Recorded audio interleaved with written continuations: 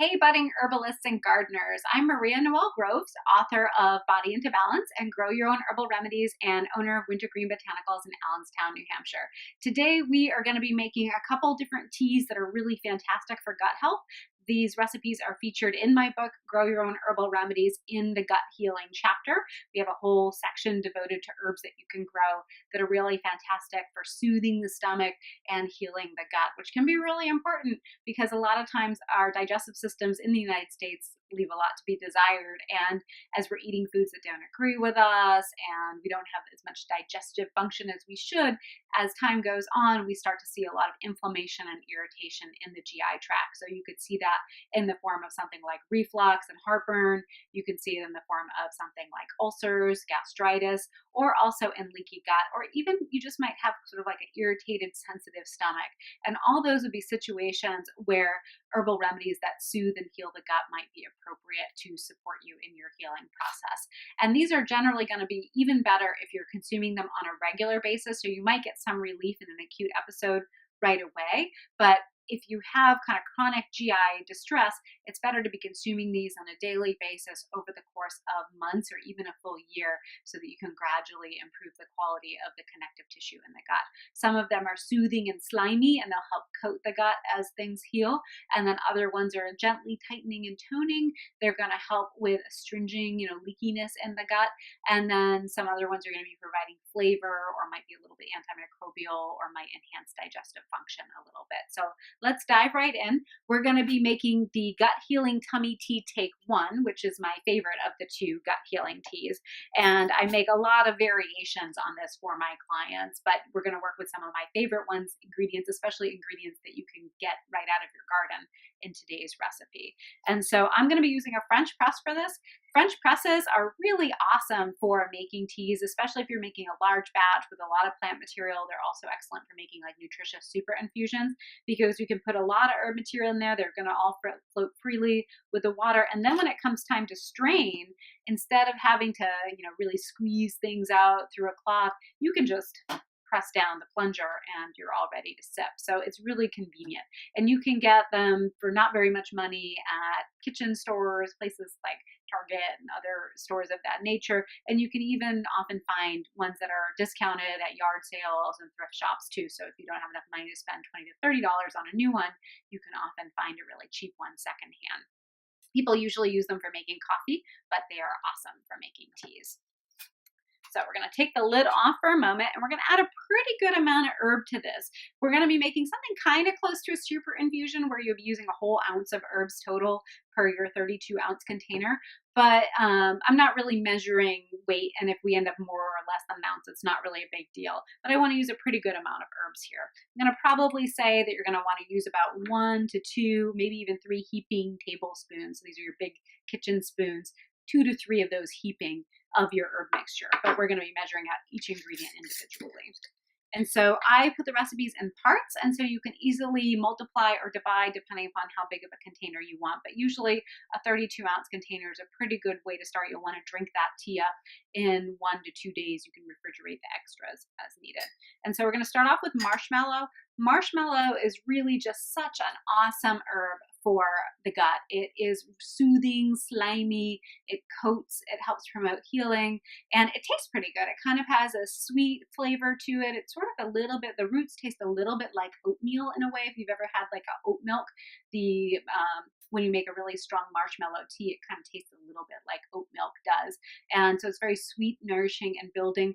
The only contraindication for marshmallow really is that some people don't do well with those soothing, slimy, mucilaginous herbs, and they might aggravate if they have SIBO, which is small intestinal bacterial overgrowth, or if they have issues with FODMAP foods. Those are foods that are rich in complex starches, and so you might notice that you get really gassy and bloated, and you might even get reflux and have hiatal hernias that are worse when you eat bread and apples and beans and cabbage. onions and garlic. So if you know that's you, I would tread a little carefully with marshmallow root, and especially marshmallow root powder, because you might find that the starches in that also kind of upset your gut. And basically what they're doing is they're feeding the gut bacteria that are in there that may not be quite as beneficial and causing that gas and bloating. And then they can create so much air that they push up through the stomach and aggravate reflux as well for some people, and hiatal hernias too. That doesn't necessarily mean you can't use marshmallow, and especially the cut and sifted marshmallow root like this is usually pretty well tolerated. So you kind of have this continuum. You have marshmallow root powder that's the most apt to be problematic. The cut and sifted is a little bit less apt to be problematic, but still pretty soothing and slimy. And then the other herb that we're going to use that's part of marshmallow is marshmallow leaf and flower. And usually even folks who have issues with marshmallow root will do okay with the leaf and flower. So you can adjust the recipe based on what you need. So we're going to do 2 parts. I'm going to do kind of like scant tablespoons here of the marshmallow root, and I could easily add more, but we're just going to go light for now. And we're going to do 1 part of marshmallow leaf and flower, and I love this one. I harvest more often from my garden because it's easy to get without having to dig up the whole plant, but you can certainly grow both parts or use both parts from your garden herbs. And I'm just going to add a nice little part of that in there too. And you know what? I'm looking at this and I can use more than this. This is kind of weak. So let's throw another spoonful in there and another 2 spoonfuls of the marshmallow. I like to use a lot of these plants. You want to make a nice strong tea. So both those really soothing, and you'll notice that you'll get a little bit of a velvety mouthfeel. If you just use the powder and add it to water, it would get slimy, like the consistency of mucus or snot, and that could be a little bit off-putting. But when they're in the tea form and they're cut and sifted formats as opposed to the powder, it's usually just more of a pleasant mouthfeel. Slippery elm is another really popular mucilaginous herb. I don't use that one as often. It's more slippery and slimy and mucilaginous. It's also more unsustainable. It's not as easy to harvest, and it's at risk of becoming, extinct because of bugs and blights and things that bother it. So I really like marshmallow, and I use that a lot more often. So next we're going to use plantain leaf. This one's a little bit demulcent. Those would be herbs that are mucilaginous, but some demulcent herbs are not so slimy like marshmallow would be. And so plantain is really great in being just kind of gently soothing and velvety, but not quite so slippery, mucusy of a consistency when you add it to water. And it's also a little bit better tolerated by folks who have issues with SIBO and FODMAPs, may not tolerate the marshmallow quite so much, usually do fine with plantain. There are some gentle astringent properties of plantain that help with tightening and toning the gut, and then also it is a little bit antimicrobial and might even help break up biofilms a little bit. So for flavor, you can add so many different herbs. A lot of times I'll use cinnamon, I'll use cloves, I'll use nutmeg, I'll use star anise, I'll use the chai base that's listed in the book elsewhere. But today we're going to do it with all herbs that can come straight from the garden, that are all herbs that I grow. And so we're going to actually use the Korean licorice mint, which has some soothing digestive properties and then also helps increase digestion a little bit too. Sort of like if you crossed a little bit of mint with catnip in its medicinal properties, but then has the flavor of anise or fennel. So it's really pretty. I really love that one. You can use anise or a star anise, or another plant that's very similar to this one is anise hyssop. And they all have somewhat similar properties. You can add any one of those. Fennel seeds would be great in here too. Or if you don't like the flavor of licorice, then you could throw something else like maybe spearmint in there, or maybe a little bit of holy basil. It's very versatile. And then I do love to throw a little bit of a sprinkle of rose petals in a lot of my teas, but especially my gut healing teas, because rose petals can help fight bad bacteria while encouraging good bacteria. They tighten and tone the gut, but mostly I put them in there just because they look pretty. And so when people are making their teas, you don't really notice it so much once the tea is brewed, but when you're working with the dry herbs, it just puts a little smile on your face to have some flowers in there. And we have a few flowers from the marshmallow. We have some pretty purple flowers in here from the Korean licorice mint, and then I've got these beautiful pinkish, and I'm just going to throw like a little sprinkle of those in there. If you add a lot, it gets really astringent and a little bit bitter, which does have healing properties, but might be a little bit strong for sensitive guts, and it doesn't taste quite as nice. I'm just going to kind of mix those up, and it's just a really pretty tea blend.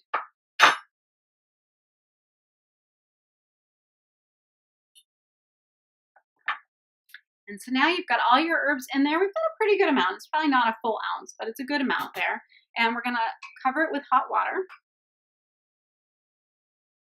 I'm gonna try to get all those herbs covered. Nice and moist.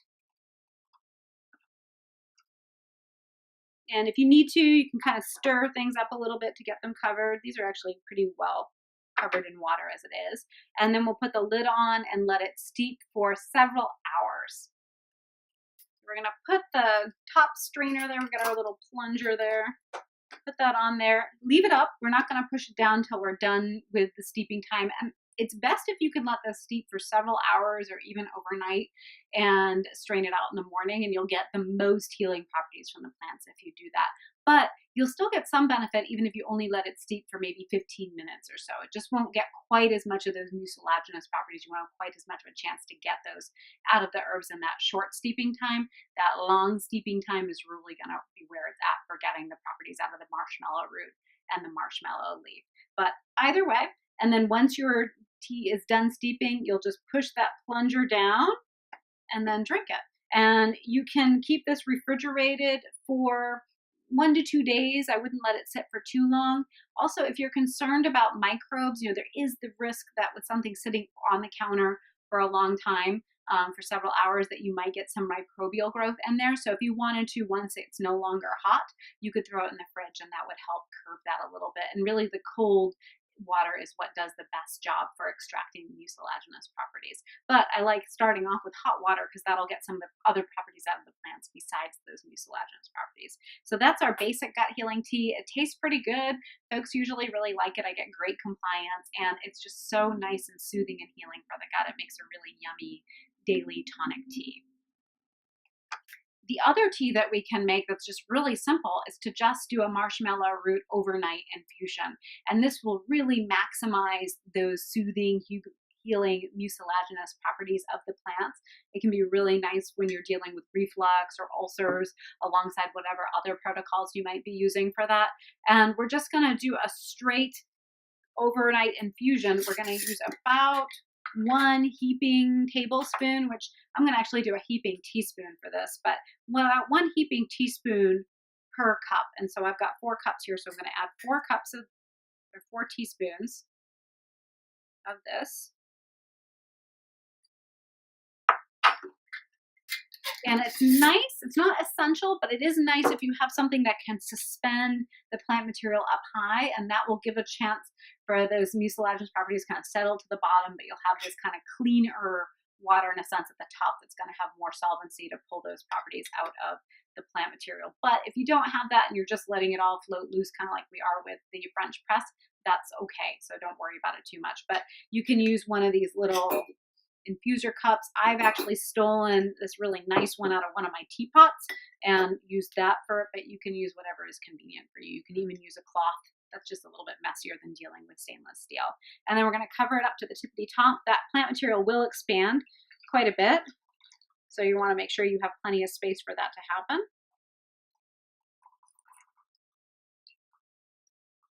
And if I had more water, I'd actually fill right up to the top, but that's fine. That'll work.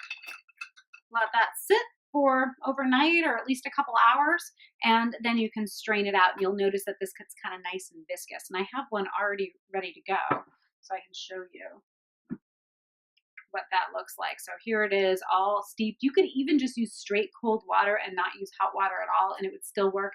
You'd get a lot of mucilaginous properties, but you wouldn't get the other properties of marshmallow so much, which really the mucilaginous properties are where it's at. So this is kind of a little bit viscous compared to regular water. And what I'll often do is I'll take that, it's nice and slimy,